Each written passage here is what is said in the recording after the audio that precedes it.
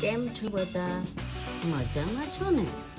આજે આપણે બનાવીશું શક્કરિયાના વડા. તમે ઉપવાસ હોય ત્યારે તો આ ખાઈ જ શકો, પણ એમ પણ તમે બનાવીને ખાશો ને ખૂબ જ સરસ લાગે છે આ વડા.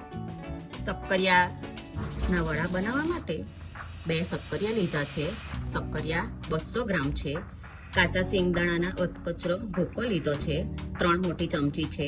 2 મોટી ચમચી તલ લીધા છે. અને 1 વાટકી આપણો સામો ભક્કર તમે જે કહેતા હોવ ને તે એનાથી ડબલ આપણે 2 વાટકી પાણી લીધું છે. 1 લીંબુનો રસ છે.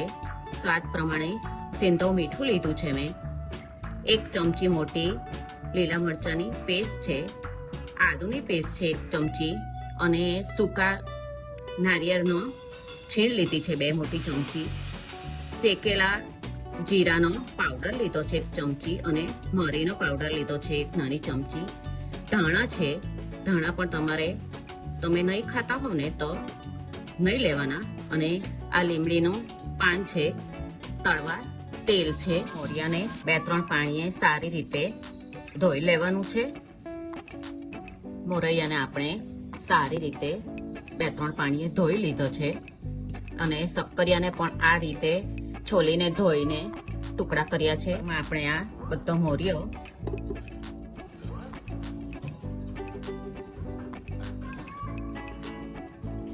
અને શક્કરિયાને લઈ લઈશું.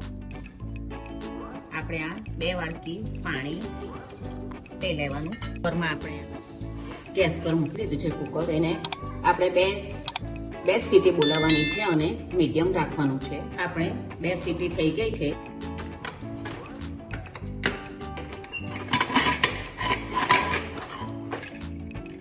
અહીંયા પણ મોરિયો અને શક્કરિયા જો એકદમ સરસ ચડી ગયા છે.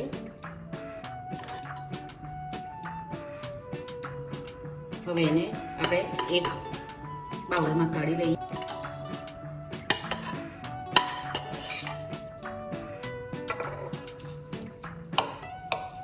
થોડુંક ગરમ હોય ને ત્યારે જ આ રીતે બધું મિક્સ કરી લેવાનું.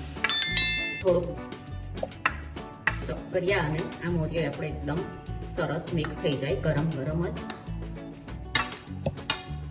હવે એમાં આપણે બધા મસાલા કરી દઈશું. લીંબુનો રસ અને આ બધા આપણા મસાલા. શેંગદાણાનો ભૂકો. તલ આપણે થોડાક લઈશું, થોડાક રવા દઈશું. અને આ લીમડીના પાનને પણ આ રીતે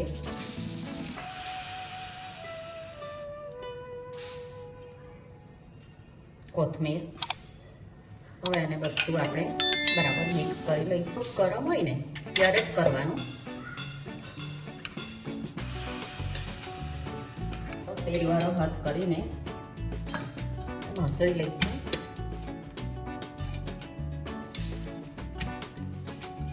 તમારે ખાંડ ઉમેરવી હોય ને તો ઉમેરવાની, પણ શક્કરિયા મીઠા જ હોય છે એટલે મેં નથી લીધી.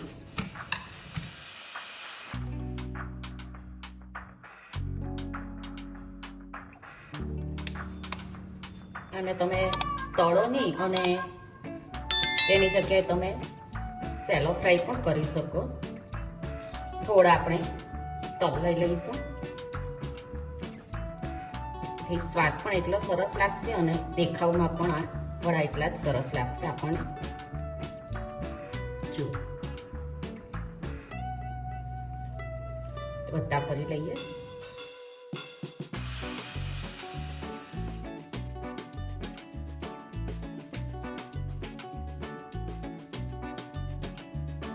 આપણા વળી ગયા છે. હવે તેલ મૂકી દીધું છે, ગરમ થઈ ગયું છે. આપણે લઈ લઈશું ટીકી અંદર.